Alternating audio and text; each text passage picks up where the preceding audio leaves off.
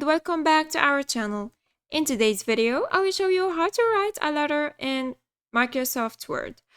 So first, open your Word document, then go to File and click on New.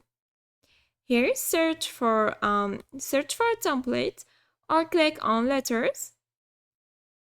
Then select one of these templates. You have multiple options. Let's select this one for example.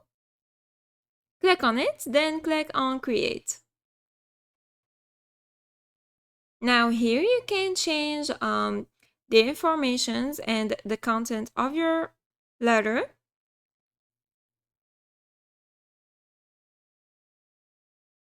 You can also add a logo, or you can also add a logo,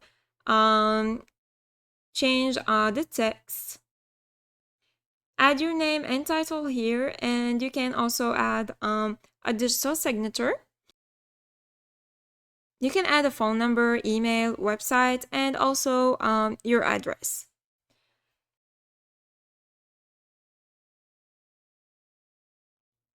And that's it. If you found this video helpful, please like and subscribe. Thanks for watching. Goodbye.